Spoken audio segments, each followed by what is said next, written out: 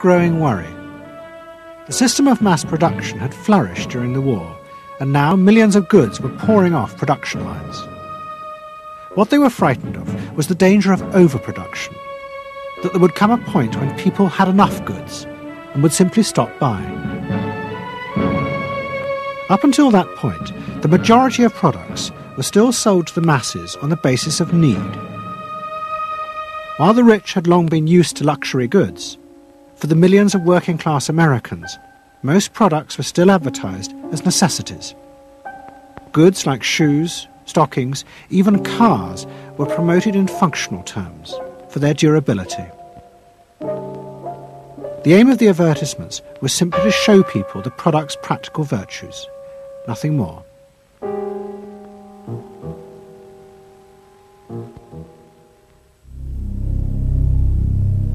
What the corporations realized they had to do was transform the way the majority of Americans thought about products. One leading Wall Street banker, Paul Mazur of Lehman Brothers, was clear about what was necessary.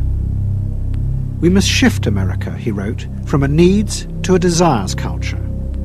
People must be trained to desire, to want new things even before the old have been entirely consumed.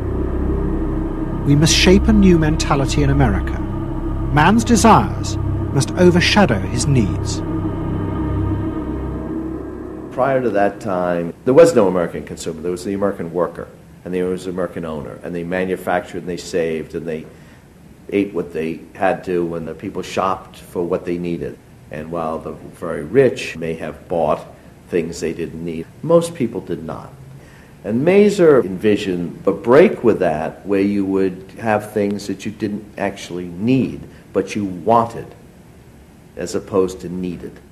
And the man who would be at the center of changing that mentality for the corporations was Edward Bernays. Bernays really is the guy within the United States more than anybody else who sort of brings to the table psychological theory as something that is an essential part of how, from the corporate side, of how we are going to appeal to the masses effectively. And the whole sort of merchandising establishment and sales establishment is ready for Sigmund Freud. I mean, they are ready for understanding what motivates the human mind. And so that there's this real openness to Bernays' techniques being used to sell products to the masses. Beginning in the early 20s, the New York banks funded the creation of chains of department stores across America. They were to be the outlets for the mass-produced goods, and Bernays' job was to produce the new type of customer. Bernays began to create many of the techniques of mass consumer persuasion that we now live with. He was employed by William Randolph Hearst to promote his new women's magazines, and Bernays glamorized them by placing articles and advertisements that linked products made by others of his clients to famous film stars like Clara Bow, who was also his client.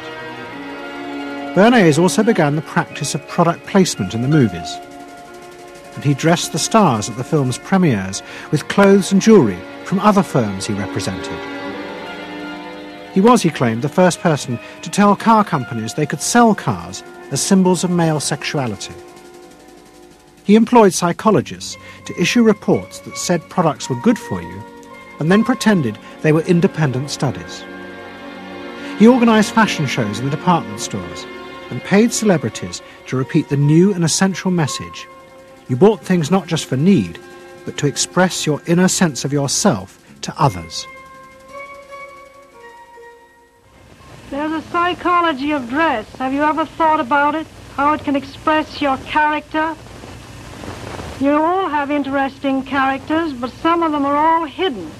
I wonder why you all want to dress always the same, with the same hats and the same coats. I'm sure all of you are interesting and have wonderful things about you, but looking at you in the street, you all look so much the same. And that's why I'm talking to you about the psychology of dress. Try and express yourselves better in your dress. Bring out certain things that you think are hidden. I wonder if you've thought of this angle of your personality. I'd like to ask you some questions. Why do you like short skirts? Oh, because there's more to see. More to see, eh? What good does that do you? What's my answer? It makes you more attractive. Does? In 1927, an American journalist wrote, "A change has come over our democracy. It is called consumptionism. The American citizen's first importance to his country is now no longer that of citizen, but that of consumer." The growing wave of consumerism helped in turn to create a stock market boom. And yet again, Edward Bernays became involved, promoting the novel idea that ordinary people should buy shares, borrowing money from banks he also represented. And yet again, millions followed his advice. He was uniquely knowledgeable about how people in large numbers are going to react to products and ideas and so on. But in political terms, if he were to go out, so I can't imagine that he could get 3 people to stand and listen. Wasn't particularly articulate, was a kind of funny looking, and didn't have any sense of reaching out for people one-on-one. None at all. He didn't think about people in groups of one, thought about people in groups of thousands. So I would have nothing to do with him. Hello? Bernays soon became famous as the man who understood the mind of the crowd. And in 1924, the president contacted him. President Coolidge was a quiet, taciturn man and had become a national joke. The press portrayed him as a dull, humourless figure. Bernays' solution was to do exactly the same as he had done with products. He persuaded 34 famous film stars to visit the White House. And for the first time, politics became involved with public relations. And I lined up these 34 people, and I'd say, "What's your name?" He'd say, "Al Jolson." I'd say, "Mr. President, Al Jolson."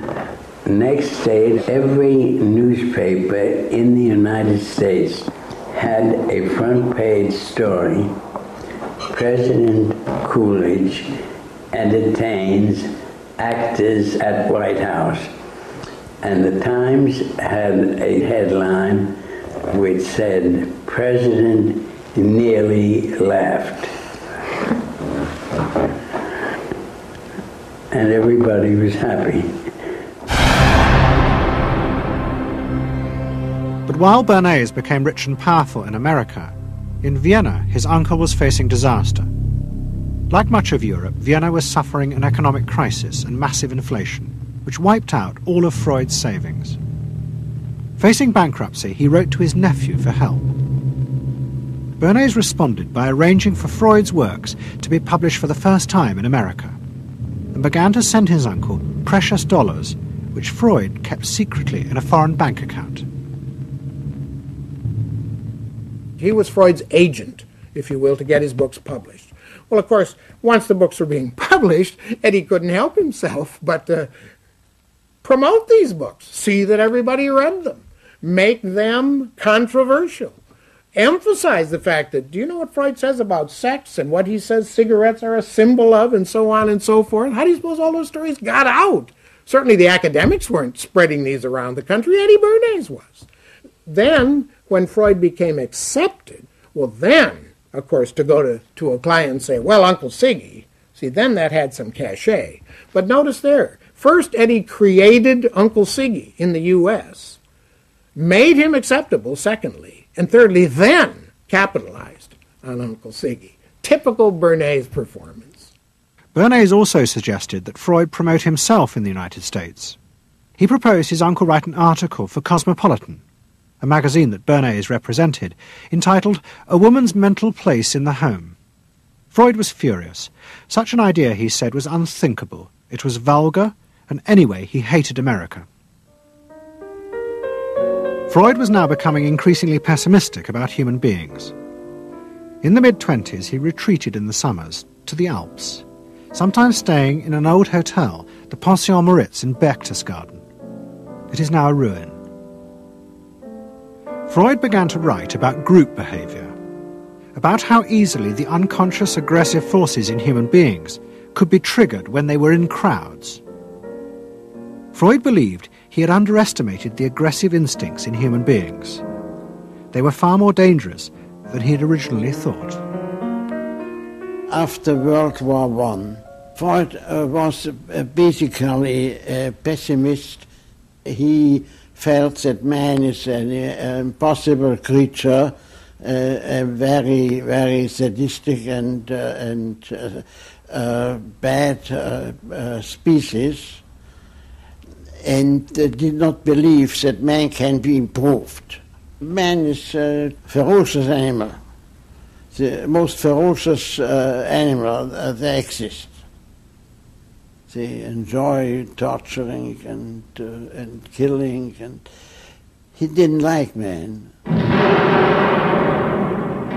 The publication of Freud's works in America had an extraordinary effect on journalists and intellectuals in the 1920s.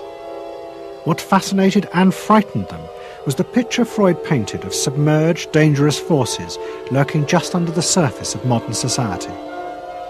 Forces that could erupt easily to produce the frenzied mob which had the power to destroy even governments. It was this they believed had happened in Russia. To many, this meant that one of the guiding principles of mass democracy was wrong, the belief that human beings could be trusted to make decisions on a rational basis. The leading political writer, Walter Lippmann, argued that if human beings were in reality driven by unconscious, irrational forces, then it was necessary to rethink democracy. What was needed was a new elite who could manage what he called the bewildered herd. This would be done through psychological techniques that would control the unconscious feelings of the masses. So here you have Walter Lippmann, probably the most influential political thinker in the United States, who is essentially saying that the basic mechanism of the mass mind is unreason, is irrationality, is animality. He believes that the mob in the street, which is how he sees ordinary people, are people who are driven not by their minds but by their spinal cords. The notion of kind of animal drives, unconscious instinctual drives lurking beneath the surface of civilization. And so they started looking towards psychological science as a way of understanding the mechanisms by which the popular mind works, specifically with the goal of figuring out how to understand how to apply those mechanisms to strategies for social control. Edward Bernays was fascinated by Lippmann's arguments and also saw a way to promote himself by using them. In the 1920s, he began to write a series of books which argued that he had developed the very techniques Lippmann was calling for. By stimulating people's inner desires and then sating them with consumer products, he was creating a new way to manage the irrational force of the masses. He called it the engineering of consent. Democracy, to my father, was a wonderful concept, but I don't think he felt that all those publics out there had reliable judgment, and not that they very easily might vote for the wrong man or want the wrong thing, so that they had to be guided from above. It's enlightened despotism in a sense. You appeal to their desires and their unrecognized longings, that sort of thing. That you can tap into their deepest desires or their deepest fears and use that to your own purposes. And then, in 1928, a president came to power who agreed with Bernays. President Hoover was the first politician to articulate the idea that consumerism had become the central motor of American life. After his election, he told a group of advertisers and public relations men, "You have taken over the job of creating desire and have transformed people into constantly moving happiness machines. Machines which have become the key to economic progress." What was beginning to emerge in the 1920s was a new idea of how to run mass democracy. At its heart,